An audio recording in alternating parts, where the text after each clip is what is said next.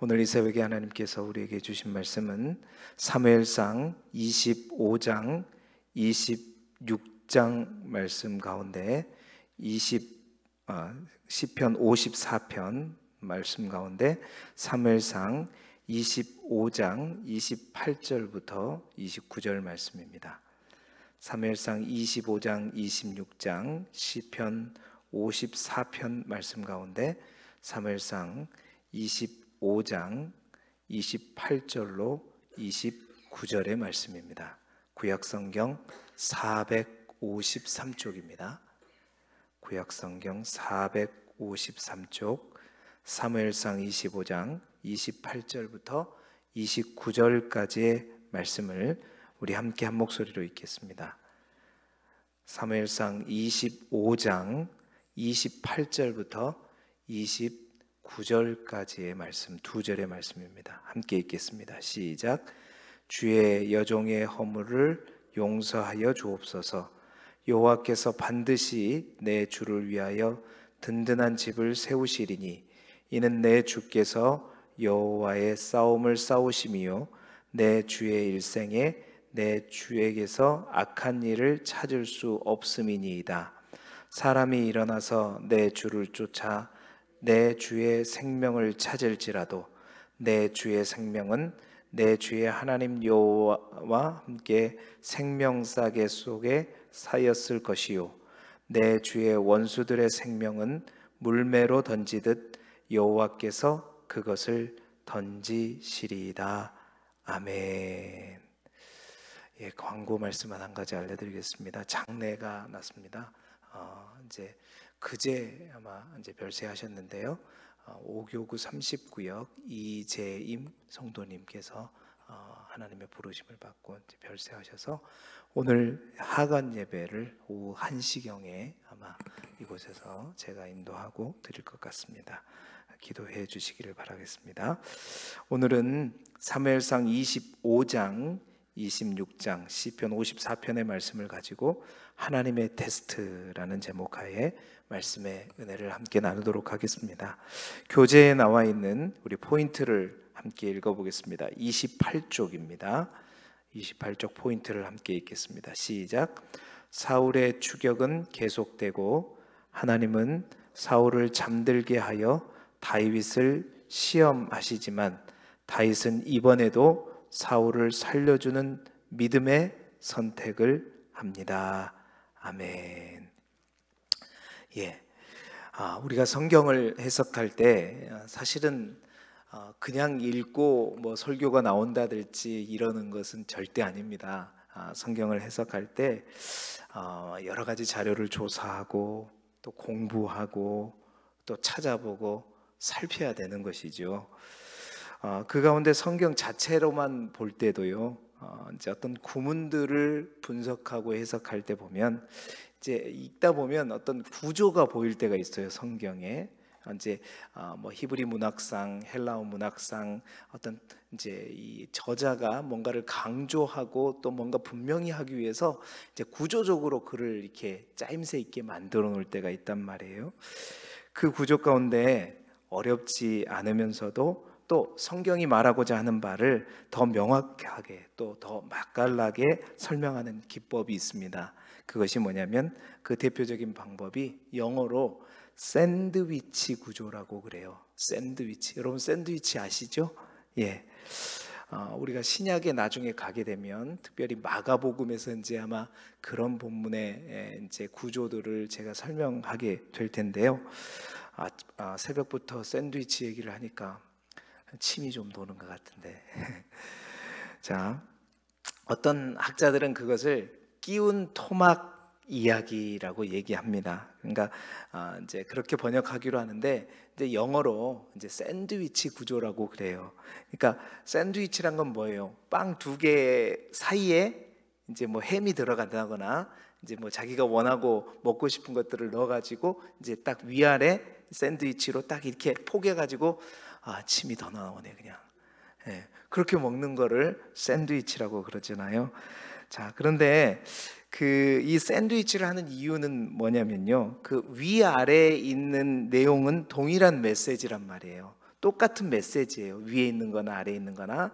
근데 이 사이에 있는 것들을 통해 가지고 이 샌드위치의 위아래에 있는 내용들을 더 분명하고 명확하게 한다거나, 또한 이 가운데 있는 내용을 가지고, 이 속을 가지고 이 샌드위치의 맛을 더 깊은 맛이 나오도록 하는 그런 어떤 문학적인 구조를 샌드위치 구조라고 그럽니다. 오늘 저는 특별히 이 사무엘상에 나와 있는 샌드위치 구조를 좀 보면서 여러분들과 함께 말씀을 나누기를 원합니다. 어제 우리가 봤던 사무엘상 24장부터 25장, 26장까지인데 이 24장과 26장이 하나의 샌드위치라고 보면 돼요. 그리고 그 가운데 있는 25장이 샌드위치에 있는 속이라고 보면 되는 것입니다. 자, 왜 24장과 26장이 샌드위치라고 얘기를 하냐면, 여러분 어제 우리가 24장을 읽어보았고 오늘 이제 26장을 읽어보게 될 텐데요. 내용이 동일한 메시지입니다. 장소만 다르지 다윗이 사울을 죽일 수 있는 절호의 기회가 온 거예요. 그래서 주위에 있는 사람들은 이게 하나님이 주신 기회이다, 사울을 죽이자라고 하는, 사울을 죽일 수 있는 그 기회가, 찬스가 온 것입니다. 그런데 어떻게 해요? 다윗은 죽입니까? 죽이지 않습니까? 죽이지 않아요. 왜냐? 자신의 억울함과 자신의 이익을 위해서 자신이 직접 사울을 죽이는 것은 절대 하나님의 방법이다, 하나님의 방법이 아니다, 하나님의 방법이 아니다.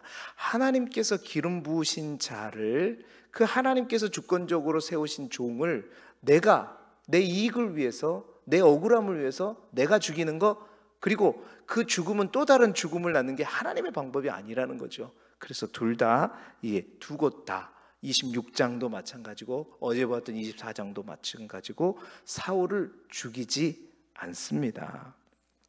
하나님의 권위와 하나님의 절대 주권에 도전하는 것임을 알고 죽이지 않는 것이죠.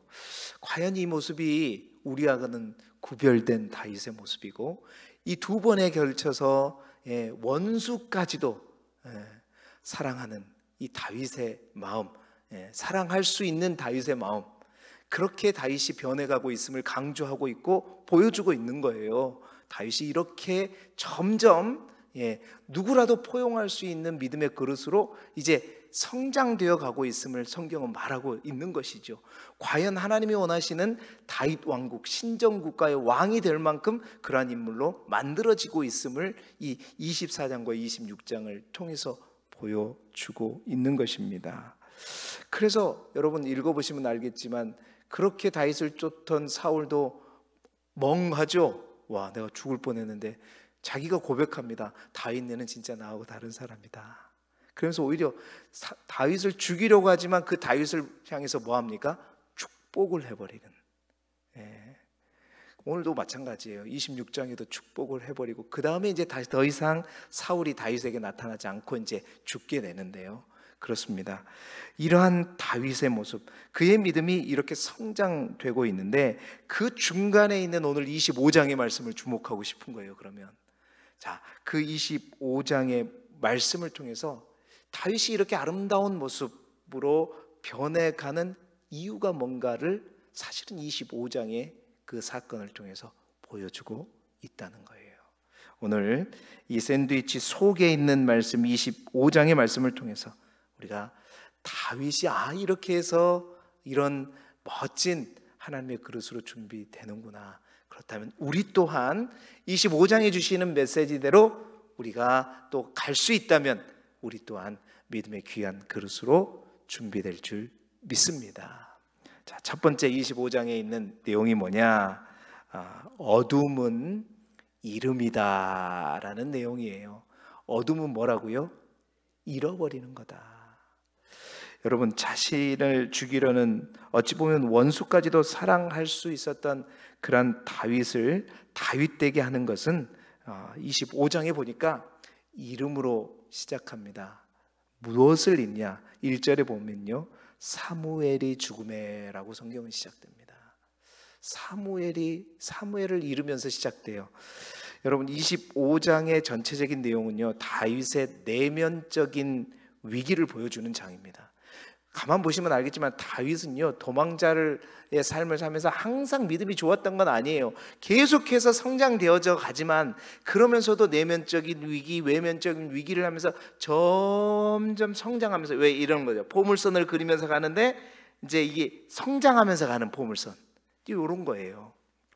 자, 사무엘이 어떤 사람입니까? 어찌 보면 다윗에게 있어서 영적인 스승과도 같은 사람이 사무엘이에요. 그 사무엘을 잃은 거예요. 모든 이스라엘 백성들이 슬퍼했다고 성경은 기록합니다. 근데 다윗은 그 슬픔조차도 함께 할 수 없는 상황이죠. 그러면서 그 슬픔을 안고 바란 광야로 내려갑니다. 그런데 여러분, 25장을 잘 살펴보게 되면 다윗이 잃은 게 사무엘만 잃지를 않았어요. 사무엘상 25장 44절에 보게 되면요, 이렇게 성경은 기록합니다. 그 즈음에 사울이 다윗의 아내 미갈을 갈림에 사는 라이스의 아들 누구에게 주었다? 발디에게 주었다라고 기억해요. 자, 사무엘도 잃어버렸어요. 근데 누구 또한 잃어버렸어요? 자신의 첫 아내, 누구? 미갈도 사울이요, 떨고 나버린 거예요. 다른 남자에게 줘버린 거예요. 예, 아내도 잃어버렸습니다. 예. 사울이 사무엘의 죽음과 함께 시작된 이 다윗의 내면의 어둠의 그림자는 하나씩 다윗에게 뭔가를 빼앗아가기 시작해요.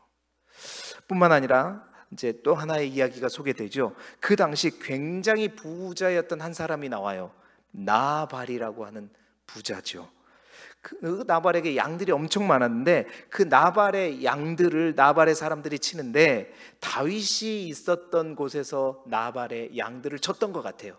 근데 다윗의 사람들은 다윗의 명령에 의해서 나발의 양들을 겁탈하지 않고 그들을 지켜줬거든요. 성경은 그들에게 밤낮 담처럼 되어주었다.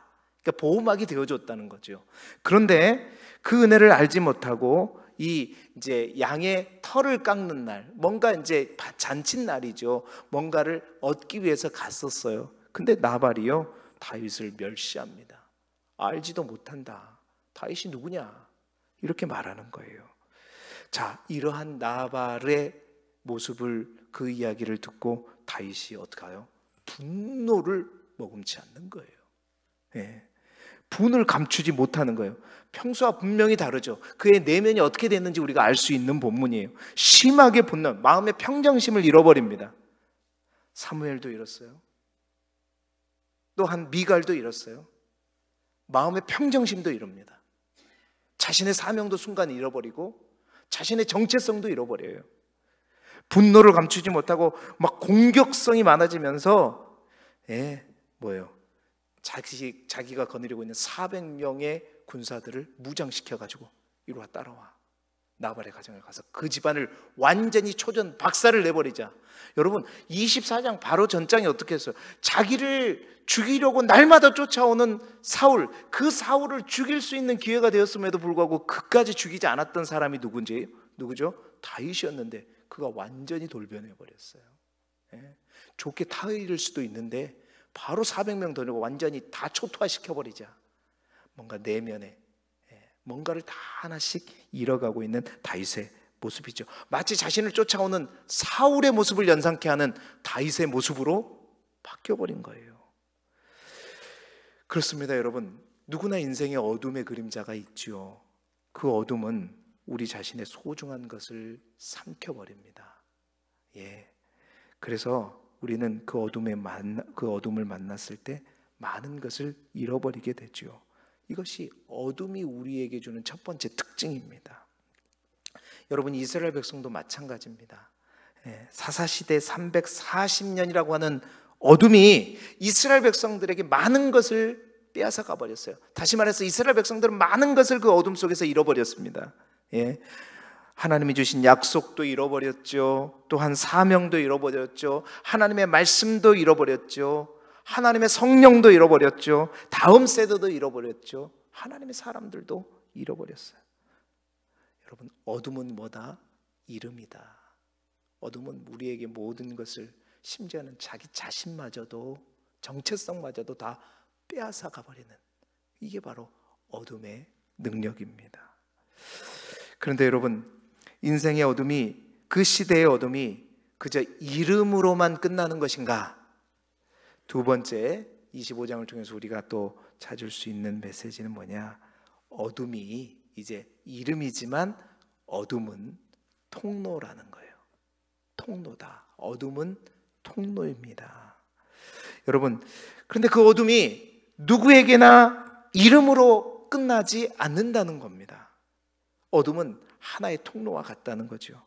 어둠이 정말 이름으로 끝나면서 저주를 향한 통로일 수도 있고, 반대로요, 그 어둠이 축복을 향한 새로운 통로가 될 수 있다는 것입니다. 제가 2주 전에 설교를 했죠. 그리스도인들에게 어둠에 대해서 이렇게 정의했습니다. 어둠은 동굴이 아니라 뭐라 그랬죠?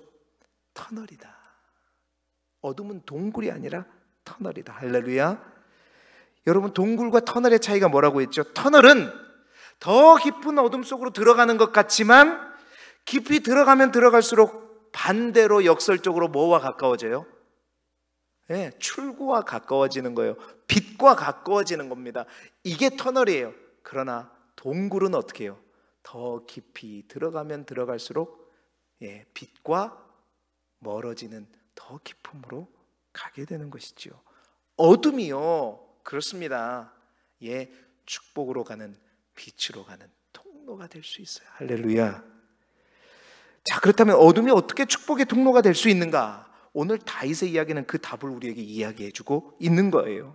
그 답은 그 어둠 속에서 누구를 만나느냐, 누구를 집중하느냐, 누구와 대화하느냐, 누구를 상대하느냐, 이거예요. 보십시오. 사울이 자기의 기념비를 세웠던 곳이 어디냐면 갈멜이에요. 자기 자신을 자랑하기 위해서, 이제 업적을 자랑하기 위해서 기념비를 세웠잖아요. 그 기념비를 세웠던 게 갈멜이에요. 그 갈멜의 생업터, 자기의 어떤 생업터를 가지고 있던 사람이 나발이었단 말입니다. 그래서 나발은 사울의 영향력 아래에 있었던 자라고 성경은 얘기하고 학자들은 얘기해요. 그 나발이라고 하는 사람의 이름의 뜻이 뭐예요? 어리석은 자, 미련한 자이죠. 자, 나발을 만난 다윗은 자기 내면의 위기가 오자 어떻게 했어요? 더 깊은 어둠으로 처박히기 시작했단 말이에요. 분노하고 공격성을 띠면서 사울도 죽일 기회를 놓치지 않았던, 사울을도 죽일 기회를 죽이지 않았던 그가 나발의 전체 가문을 죽이려 하는, 그렇습니다. 그 내면의 위기 가운데서 다윗이 나발만 만났다면 어떻게 되었을까요?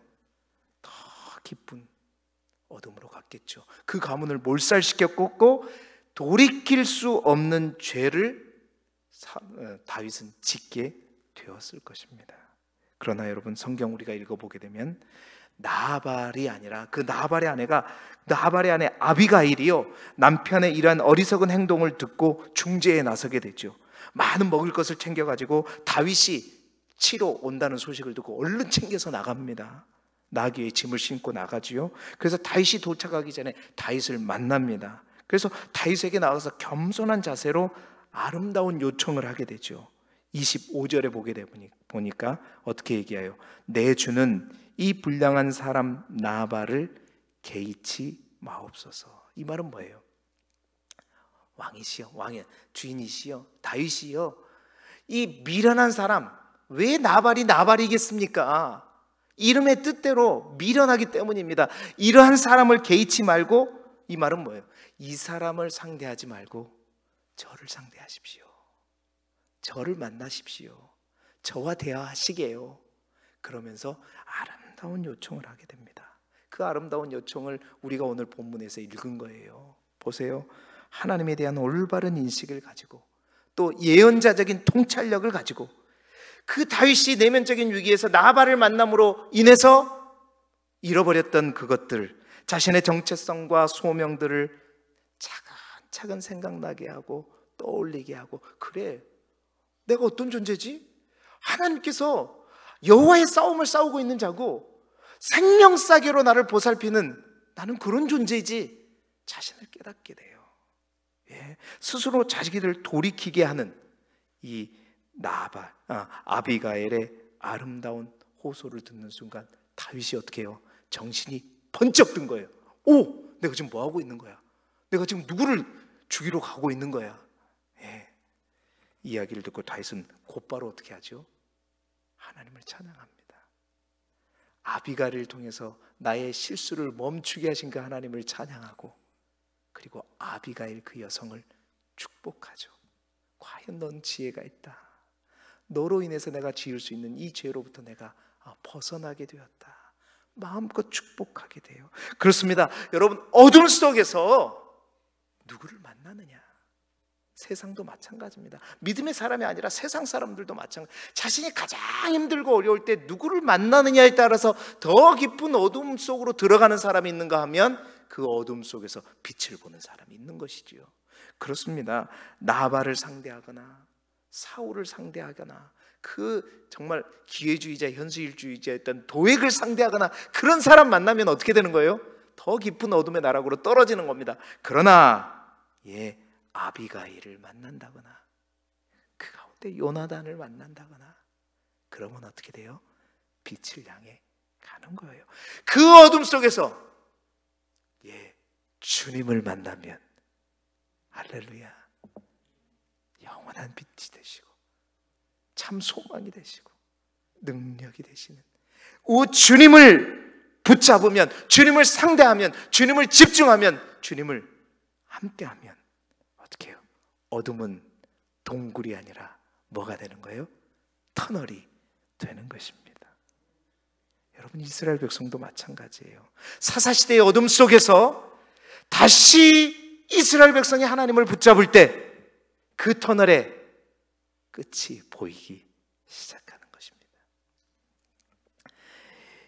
여러분, 인생의 어둠은요, 끝이 아니라 우리 믿음의 사람들에게 과정이고 통로인 거예요.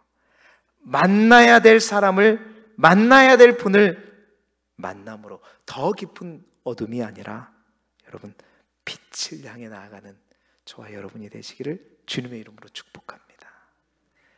자, 세 번째, 그래서 어떻게 되냐? 마지막으로 어둠은, 옛날에 제가 한번 또 얘기했죠. 얻는 거. 어둠은 어둠입니다. 할렐루야. 아비가일을 만나면서 여러분, 다윗은 그 어둠 속에서 잃어버렸던 것을 하나씩 다시 회복해요. 자신의 정체성을 회복하고, 잃어버린 사명을 회복하고, 분노를 조절하게 되고요, 찬양을 회복합니다. 또한 잃어버렸던 그 미갈 대신 그 지혜롭고 아름다운 여성, 누구? 아비가일을 아내로 얻게 돼요. 뿐만 아니라 성경은요, 아히노암이라고 하는 여성까지 아내로 얻었다고 기록하고 있습니다. 뿐만 아니라 그 어둠 가운데 다시 한번 그가 순간 놓쳐버렸던 참 빛이 되시고 참 생명이 되신, 참 소망이 되시는 하나님을 더 깊이 만나게 되는 것이죠. 여러분, 어둠은 어둠이다. 여러분, 이 카피는 생후 2돌 때부터 뇌수막염의 부작용으로 앞을 보지 못했던, 그래서 평생 동안 눈이 다친, 그러니까 어둠 속에서 물리적인 어둠 속에서 살았던 그 한 사람, 30년이 넘게 살아왔던 한 젊은이가 그것을 극복해보려는 수많은 시도와 노력 속에서 자신의 콧대가 꺾이고 내 혼자 할 수 없는 자신을 깊이 깨달으면서 깨달은 간증의 제목이라고 제가 말씀드렸죠. 그가 바로 누구냐? 국내에서 첫 시각장애인 앵커였던 이창훈 앵커의 간증의 제목입니다. 어둠이 나에게는 어둠이었다. 여러분, 그에게 어둠은 이름이었지만 처음에는 무조건 잃었어요. 모든 걸 다 잃은 것 같았어요. 그러나 그것이 절망이 아니었고 그 과정 속에서 통로가 되었고, 그 어둠을 통해서 나는 진짜 빛을 보았고 진짜 생명을 만났고 진짜 소망을 붙들었다. 그 어둠 속에서 나는 진짜를 얻고 획득하고 만나고 붙잡고, 아멘을 좀 크게 할 때까지 그렇게 했다는 거예요. 여러분, 역사는, 기적은 평범할 때 일어나는 것이 아니라 한밤중에 일어나는 거예요.